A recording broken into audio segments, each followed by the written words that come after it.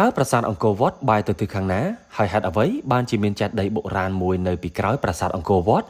បងប្អូនធ្លាប់ដឹងឬអត់ថាអាយុកាលរបស់ចេតិយនេះមានអាយុប្រមាណជា300ឆ្នាំជាងទោះបីមានសំណឹកថ្មដាច់ដោយធ្លាក់រដឹកសិក្សាពណ៌មិនរលោងល្អដោយជញ្ជាំងប្រាសាទអង្គរតែខ្ញុំជឿថាបងប្អូនអាចនឹងទៅមើលឈូឆរពេលដែលដឹងថាចេតិយនេះនៅពីក្រោយប្រាសាទដ៏ធំមហិមារបស់យើងមិនឲ្យទាល់តម្រេះដូនតាយើងក៏បានចារឹកលើសិលាថ្លែងក្តីស្ដីថាបញ្ចេញសំណេរសំនួនជំនួសវាចាឲ្យយើងបានដឹងថានេះជាចេតិយរបស់ជ័យនុនដាក់តម្កល់ធាតុកូននិងប្រពន្ធព្រោះជួបគ្រោះថ្នាក់ព្រាត់ស្លាប់ឈឺចាប់ពេកពន្ធដោយមិនដឹងថាមកពីមូលហេតុអ្វីឲ្យប្រកាសឡើយសំណួរមួយចោទមកថាតើជ័យនុនជានរណាហេតុអ្វីបានជាមានសិទ្ធិអំណាចសាងសង់ចេតិយនៅក្នុងបរិវេណប្រាសាទអង្គរចំណែករឿងមួយទៀតមិនដឹងថាជារឿងពិតឬក៏ប្រឌិតឬក៏ខ្ញុំភ័ន្តច្រឡំយ៉ាងណាថាមានអង្គវរៈក្សត្រាបានបញ្ជាឲ្យដាប់ឆ្លាក់ក្បូរក្បាច់រចនាបន្ថែមលើជញ្ជាំងប្រាសាទអង្គរវត្តដែលមិនទាន់មានចម្លាក់និងបានបញ្ជាឲ្យលាបពណ៌បន្ថែមផងដែរនៅលើផ្ទៃប្រាសាទពិតឬមិនពិតយ៉ាងណារំខានបងប្អូនអ៊ំពូមីងយាយតាជួយប្រាប់បន្ថែមចំណែកលើពីនេះទៀតបងប្អូនរសជាតិថ្មីនៃចំណីអារម្មណ៍ប្លែកមែនទែនដែលមនុស្សរាប់សែនទាំងភ្ញៀវទេសចរជាតិអន្តរជាតិរមែងចូលមកតាមផ្លូវមុខបុកតាមគោបុរៈឆ្ពោះមកកាន់កំពូល5នៃប្រាសាទអង្គរវត្តទស្សនានឹងដើរកំសាន្តយ៉ាងម៉ត់ចត់ទើបធ្វើដំណើរទៅដល់ផ្នែកខាងក្រោយនៃប្រាសាទអង្គរវត្តផ្ទាល់ដល់ពេលលើកនេះបងប្អូនហើយចូលតាមផ្លូវក្រោយមើលពីក្រោយបុកទៅមុខវិញម្ដងមានអារម្មណ៍ប្លែកណាស់ព្រោះបានជួបប្រទះទស្សនីយភាពប្លែកស្អាតមិនអាចបំភ្លេចបានដើមឈើយក្សធំណាស់ធំហើយខ្ពស់តតែមែនតែនដោះស្រាក់ចាក់ណែនពេញផ្ទៃលើទឹកដីអង្គរបងប្អូនហើយមើលស្រឡៅនេះណែកម្ពស់ណាកម្ពស់ណី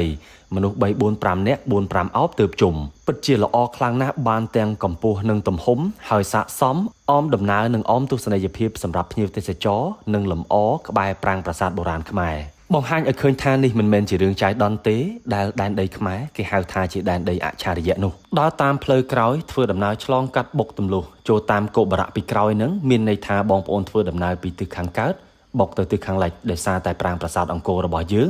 និងផ្ទៃប្រាសាទទាំងមូលបែរទៅទិសខាងលិចចំតែម្ដងបរិយាយត្រឹមនឹងសិនកុំឲ្យបងប្អូនមានអារម្មណ៍ថាឆ្គងងាកមកចាប់អារម្មណ៍ពីប្រវត្តិនិងដំណើរដើមទងរបស់ជ័យនុនវិញពេលដែលបងប្អូនមកលេងធ្វើដំណើរហួសដើមស្រឡៅធំដើមស្រឡៅយក្សហ្នឹងបងប្អូនចូលមកដល់បរិវេណពីក្រោយនៃប្រាសាទអង្គរបងប្អូនក្រឡេកមើលទៅស្ដាំដៃប្រកាសជាឃើញចេតិយ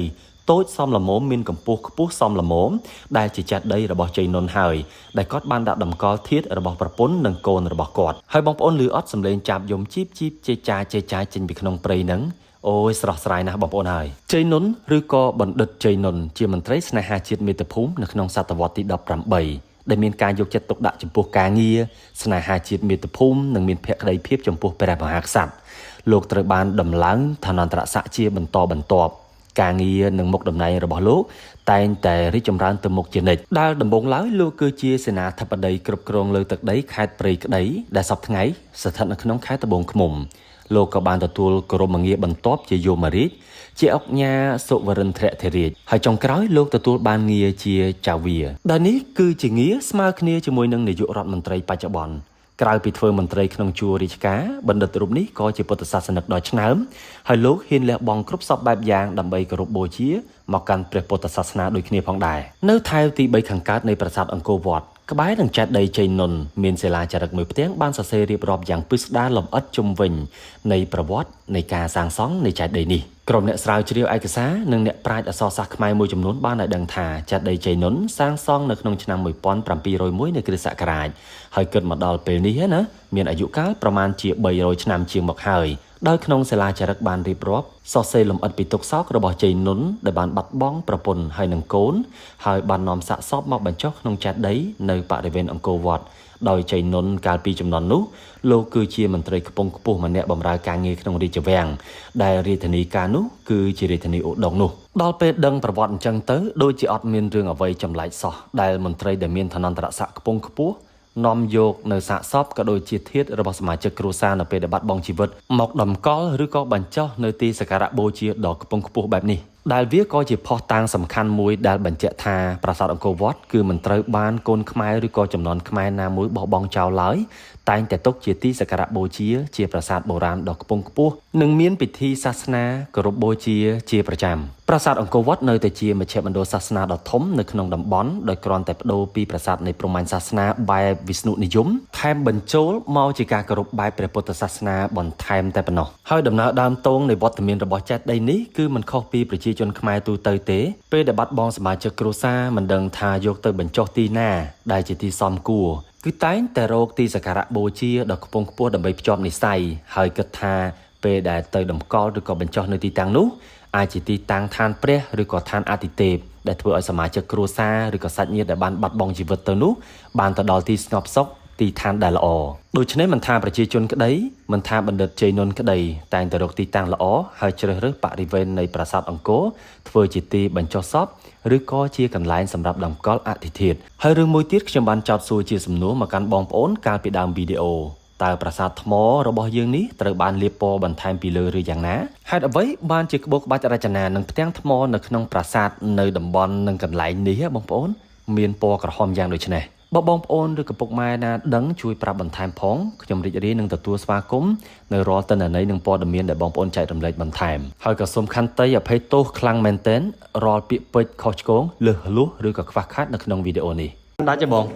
អានេះសិលាចារឹកតែមិនដឹងចំនួនណាណោះ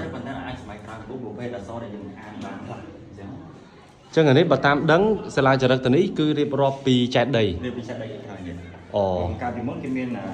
បតមួយយើងឈប់អានគេបកប្រែពីនឹងមួយយើងវិញតែឥឡូវបាត់ទៅណាទៅតែឥឡូវគឺអត់ដឹងតែស៊ូអ្នកកទេនេះគាត់ថាអត់ដឹងច្បាស់ដែរអូបាទអញ្ចឹងមានន័យថាចេតិយបើតាមដឹងគឺយើងឆ្ងល់ថាមិនបន្ទប់ប្រាសាទអីចោលចំនួនហ្នឹងមនុស្សទៅណាមែនទេបាទតែពិតទៅគាត់អ្នកនៅមើលថែរហូតហ្នឹងហើយតែយើងអត់ដឹងច្បាស់យើងអត់ហ៊ាននិយាយលម្អិតឲ្យច្បាស់ទេ